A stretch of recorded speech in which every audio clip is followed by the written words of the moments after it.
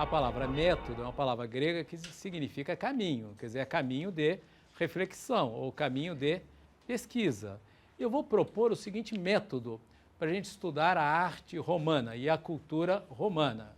Quer dizer, obviamente eu estou falando da cultura romana da antiguidade, quer dizer, o período romano republicano, o período romano imperial e depois o período em que Roma, todo aquele império romano do Ocidente, tal, os países europeus foram ocupados pelos povos bárbaros. Então, o método que eu vou propor para a gente estudar Roma é estabelecer um diálogo entre a cultura romana e a cultura grega, que é entre a arte romana e a arte grega.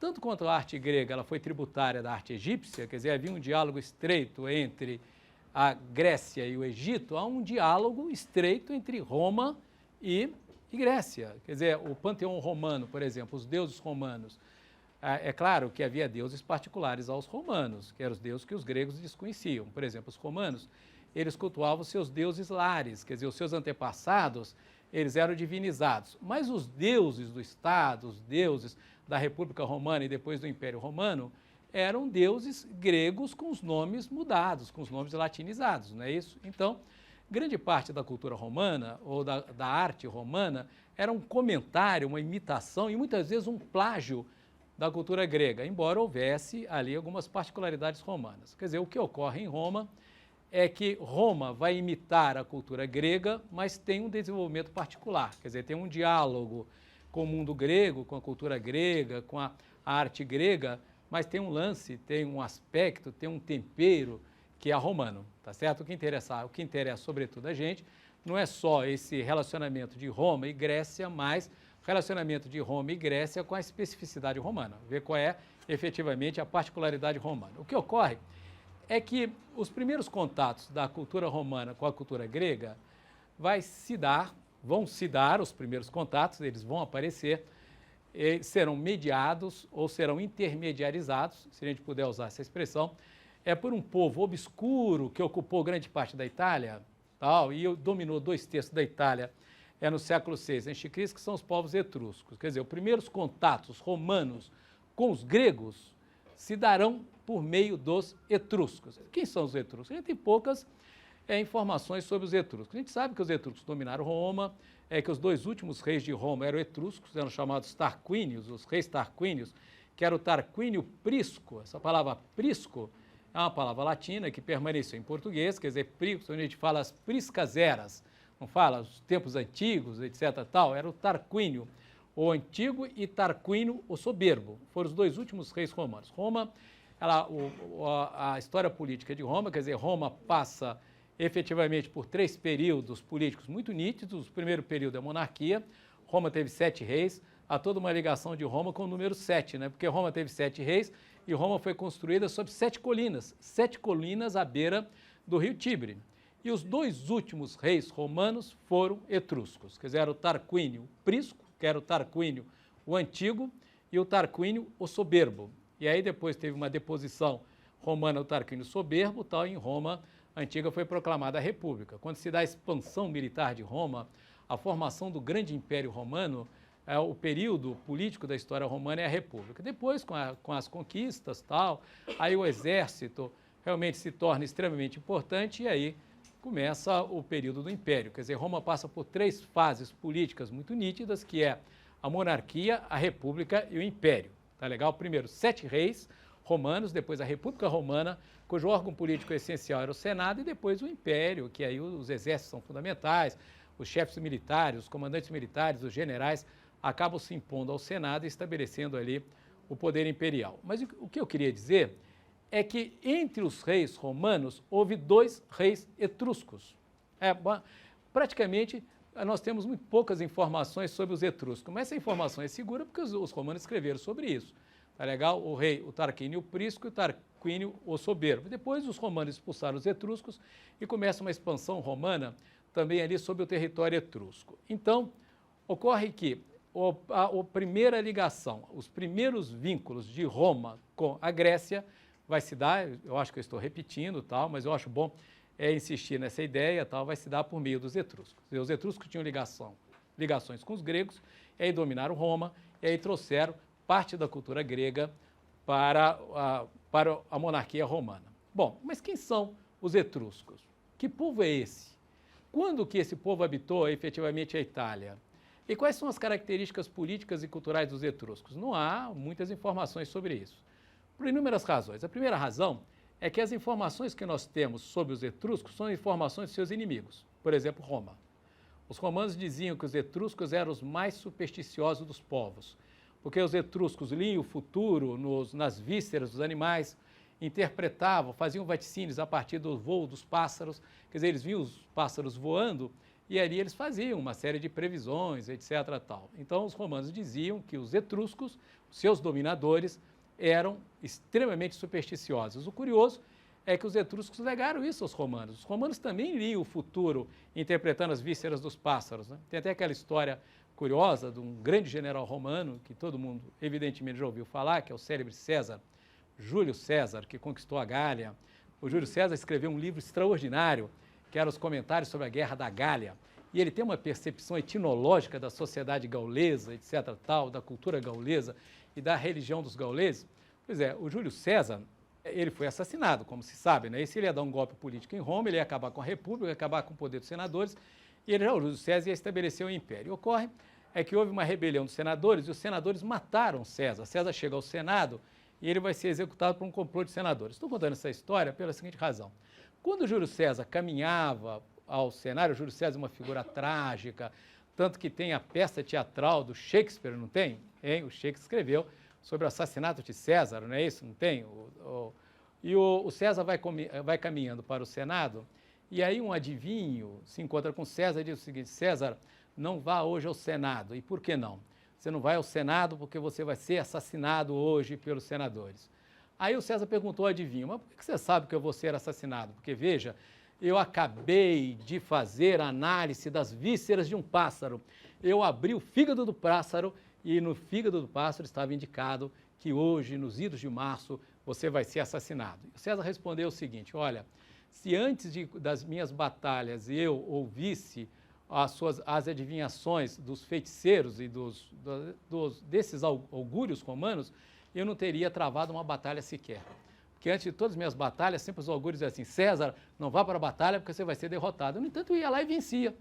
Então César respondeu ao cara: olha, não tem isso, eu tenho certeza que não vou ser assassinado. E foi, efetivamente foi assassinado. Isso apenas para dar um exemplo, como os romanos que criticavam os etruscos diziam que os etruscos eram os mais supersticiosos dos povos e eles mesmos absorveram as adivinhações dos antigos povos etruscos. Então, ocorre, no entanto, que então é isso. Sobre os etruscos, a gente tem poucas informações. As informações que nós temos sobre os etruscos são dos seus inimigos, por exemplo, os romanos, ou são daqueles povos que desprezaram os etruscos. Os gregos, por exemplo. Os gregos praticamente não escreveram sobre os etruscos. Olha, tem um livro de um historiador italiano, extremamente importante, que se chama Arnaldo Momigliano. É um dos grandes historiadores do século XX. O Arnaldo Momigliano era um historiador que trabalhava nas universidades italianas, na Universidade de Roma, mas quando, nos anos 30, o governo fascista italiano foi absorvido pelo governo hitlerista, o Arnaldo Momigliano sai da Itália. Ele vai para a Inglaterra e ele se torna professor nas universidades inglesas. Tanto que os textos do Momigliano, embora o Momigliano seja italiano, ele escreveu os seus textos em inglês. E Momigliano tem um livro que foi traduzido para o português, um livro extraordinário, em que ele defende o seguinte ponto de vista. Olha o ponto de vista defendido pelo Momigliano. Nós conhecemos dos povos antigos aqueles povos que os gregos conheciam. Os povos que os gregos não conheciam, nós temos um conhecimento extremamente limitado sobre eles. E é verdade. Por exemplo, segundo Momigliano, nós conhecemos muito pouco os gauleses. César conquistou a Gália. Onde se encontra a França atualmente, aquele ali era o território dos gauleses. E os gregos fundaram cidades na Gália. No entanto, os gregos não escreveram sobre os gauleses. Nós conhecemos muito mal os gauleses, segundo o Momigliano. Os hebreus, por exemplo, os gregos não leram a Bíblia, apesar dos hebreus terem traduzido a Bíblia para os gregos. Momigliano mostra que o último livro do Antigo Testamento traduzido para o grego foi o livro de Esther. A questão colocada pelo Momigliano é o seguinte: por que eles não leram a Bíblia? que era o tipo de narrativa que eles não curtiam, que não era o lance grego. A narrativa deles, a narrativa historiográfica, filosófica, etc. Tal. Bom, então, o segundo Mobiliano, isso se aplica também para com os gauleses. Os gregos desprezaram os gauleses. Os gauleses tinham uma profunda admiração pela cultura grega. Alguns deuses gauleses eram deuses gregos, mas os gregos não disseram nada que pudesse ter alguma utilidade a respeito dos etruscos. Não para os gauleses e também para os etruscos. Quer dizer, os gregos nem escreveram sobre os etruscos e nem escreveram sobre os gauleses. Sobre os etruscos, tem até um fato curioso, é que a única coisa que os gregos escreveram sobre os etruscos é que na Etrúria os filhos conheciam suas mães, mas não sabiam quem eram seus pais. É que na Etrúria, o que demonstra um grande preconceito dos gregos, não é isso? Dizia o seguinte, lá na Etrúria, os filhos das famílias etruscas sabem quem são as suas mães, mas desconhecem quem são os seus pais. Só isso os gregos escreveram sobre os etruscos. Mas que indica alguma coisa, né? Que, no mínimo está indicando que a liberdade feminina, a presença da mulher na sociedade etrusca era mais importante do que na sociedade grega, não é isso? Não é isso? Os banquetes gregos, por exemplo, o banquete do Platão, aquele livro extraordinário, aquele trabalho de filosofia do Platão, que é o banquete, só a participação masculina, né? Não se participam mulheres do banquete, dos simpósios gregos, enquanto na Etrúria a gente tem algumas representações plásticas tal, que a gente percebe a presença das mulheres ali nos banquetes. Então tem isso. Qual é a grande dificuldade da gente estudar os etruscos? É que os depoimentos romanos foram inimigos dos etruscos. Os depoimentos dos gregos não valem, porque os gregos simplesmente desprezaram os etruscos. E, por outro lado, o alfabeto etrusco ainda não foi decifrado. Quer dizer, há alguns caracteres etruscos, alguns caracteres gregos no alfabeto etrusco, embora o alfabeto etrusco não tenha sido ainda inteiramente decifrado, o que é uma outra dificuldade para se estudar os etruscos, tá certo? E, por outro lado, finalmente, quando Roma conquistou todo esse território da Etrúria e tal, os antigos romanos destruíram as cidades etruscas, quer dizer, eles arrasaram as cidades etruscas.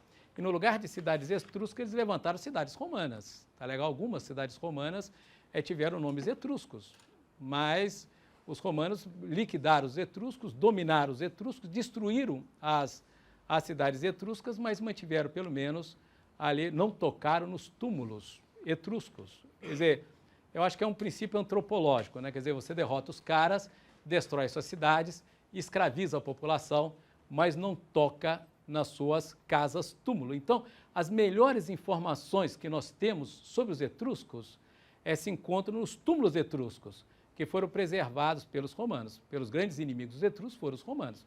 Os romanos, no século III, em 200 a.C., eles completam ali o domínio da Etrúria. Bom, mas aonde efetivamente ficava a Etrúria? A gente está vendo esse mapa aqui, olha, toda essa região, todo esse espaço aqui entre o rio Tibre e o rio Arno, todo esse território entre o Tibre e o Arno era a antiga Etrúria. Todo esse espaço marrom, estão vendo ali? Aqui Roma é uma cidade que foi construída à beira do rio Tibre e às margens do rio Arno a cidade de Firenze, não é isso? Não é Florença? Não é? Essa região entre o Tibre e o Arno não é também a Toscana? Então todo esse território ali entre o rio Tibre e o rio Arno pertencia era o local onde se encontravam as cidades etruscas, quer dizer, eram cidades-estados, independentes, etc. Tal. E desse ponto de vista, a cultura etrusca era muito semelhante, a política etrusca era muito semelhante à política grega, porque eles estavam divididos em cidades-estados e não havia uma centralização política na antiga Etrúria. A própria fundação de Roma foi o resultado da pressão etrusca sobre as cidades ao sul do Tibre, porque as cidades aqui ao sul do Tibre, né, eram cidades latinas, entre as quais a cidade de Alba Longa, elas eram permanentemente atacadas pelo exército etrusco, quer dizer, eles atravessavam o rio Tibre e atacavam as cidades latinas do sul. Então, para evitar que os etruscos continuassem atacando ao sul do rio Tibre, a cidade de Alba Longa montou um acampamento militar às margens do rio Tibre, sobre as 7 colinas próximas ao rio Tibre, que é a origem de Roma. Mas aí os etruscos dominaram Roma e dominaram também todo esse território ali onde estavam efetivamente as cidades latinas, tá certo? Então, o território original dos etruscos se encontrava entre o rio Tibre e o rio Arno. Está vendo ali uma série de cidades, estados etruscas que ocupavam essa região. E a expansão etrusca, ela aparece ali nessa cor amarela. Estão vendo aqui? Antigo território etrusco em marrom, e essa parte aqui amarela é a região de expansão ali dos antigos etruscos. E várias cidades romanas eram antigas cidades etruscas. Por exemplo, olha, a 90 quilômetros ao norte de Roma, aqui eu tenho a cidade de Tarquínia. E grande parte dos estudos etruscos grande parte depende da análise dos túmulos de Tarquínia. São mais de 70 casas túmulo existentes em Tarquínia. Aqui a gente consegue visitar das 70, consegue visitar atualmente apenas 30, porque Tarquínia está muito próximo aqui ao mar Tirreno, e você tem uma infiltração de salitre.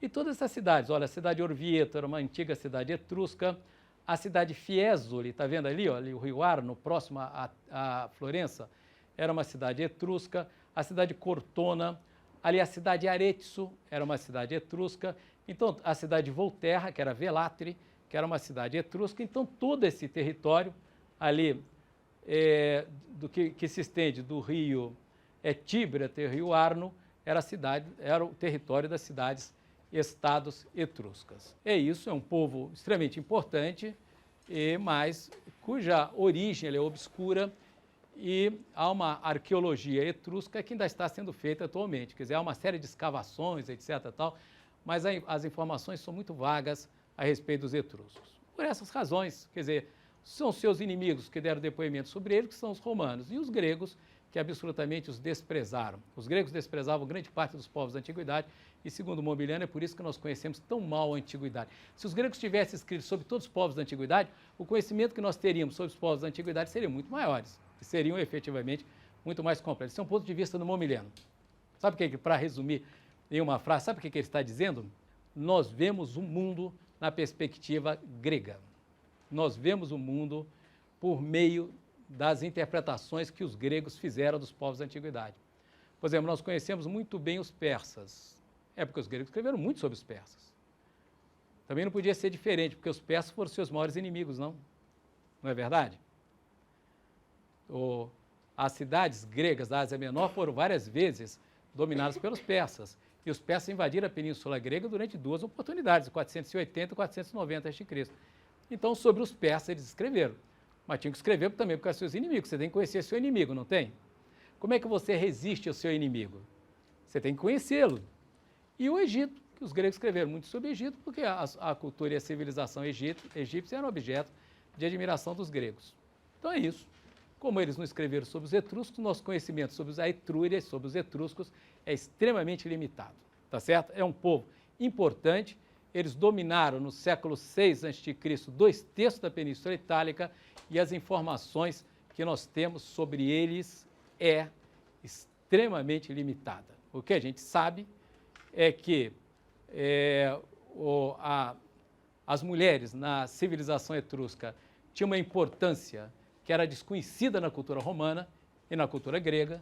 Nos trabalhos arqueológicos feitos nesse território etrusco, foram encontrados muitos espelhos de bronze, assim, espelho de bronze polido, e no verso do espelho de bronze havia uma série de inscrição, o que leva a gente a concluir que as mulheres, eu quero dizer que não só as mulheres se veem no espelho, os homens também se veem em espelho, né? Mas o quê? Mas as mulheres também, o que leva a crer que as mulheres elas eram alfabetizadas na Etrúria, né? Que não era o caso em Roma, né? Em Roma, elas nem nome próprio elas tinham. Por exemplo, a filha do Pompeu em Roma, sabe qual era o nome da filha do Pompeu em Roma? Pompeia. Se o Júlio César tivesse tido uma filha, Júlio César não teve. Ela se chamaria Cesária. A filha do Otávio, se Otávio tivesse tido uma filha, também não teve, seria Otávia. A filha do Cornélio era Cornélia. Se o Cornélio tivesse mais de uma filha, seria Cornélia 1, Cornélia 2, Cornélia 3, Cornélia 4. As mulheres não tinham nem nome próprio. Enquanto na Etrúria, pelos objetos artísticos que chegaram até hoje, a gente percebe justamente uma presença das mulheres na sociedade e na vida cultural da Etrúria. Então, aonde está a melhor fonte para a interpretação, para o entendimento da cultura etrusca? Nas casas-túmulo. Por exemplo, essas daqui, olha, são casas-túmulo de Tarquínia. Tarquínia era uma cidade que ficava, uma cidade etrusca, que estava a 90 quilômetros ao norte de Roma. Então, essas são casas, está vendo? São túmulos. E esses túmulos, essas casas-túmulo, elas eram decoradas, geralmente com pintura a frescos, com móveis, etc. Tal. O que demonstra que os etruscos, eles tinham uma concepção da vida pós-morte como uma continuação da vida propriamente dita. Quer dizer, eles decoravam os seus túmulos de uma maneira relativamente semelhante à decoração egípcia. Tanto como os egípcios acreditavam que a vida continuava, e que a vida continuava no além, da maneira como ela era no aquém, quer dizer, antes da morte, e a vida continuava lá da mesma forma, os etruscos também. É a impressão que se tem por meio da análise da decoração dos túmulos aqui de Tarquínia, tá certo? Então, são 70 túmulos, são casas-túmulo, as condições das casas-túmulo realmente muito ruins, ela está muito próxima ao mar Tirreno, uma infiltração de salitre e, portanto, as pinturas a fresco são geralmente pinturas a fresco, são móveis e pinturas a frescos. As pinturas estão bem avariadas, de tal maneira que das 70, os turistas que não somos nós, os turistas são sempre os outros, né? Os turistas só conseguem entrar em 30 das 70 casas-túmulos aí de Tarquínia. Aqui, olha, é uma entrada de uma casa-túmulo etrusca, tá vendo? São 70 casas-túmulo ali nessa região de Tarquínia. Quando Roma, no século III, estende o domínio sobre o território etrusco, Roma arrasa as cidades etruscas. Os etruscos ficaram sob a pressão de dois povos guerreiros, ao sul de Roma e ao norte dos gauleses. Então, os gauleses fizeram pressão ao norte, os romanos ao sul, e aí as cidades etruscas foram conquistadas. E a conquista romana da Etrúria, ela se completa por volta de 200 a.C., tá certo? Tem um historiador francês que fez um livro publicado muito recentemente, e ele fez um estudo do nome dos senadores romanos no final da República. E ele constatou que alguns nomes de senadores romanos no final da República tinham origem etrusca, o que significa que os romanos não mataram todos os etruscos, né? Que alguns etruscos foram incorporados à vida política e à vida social de Roma.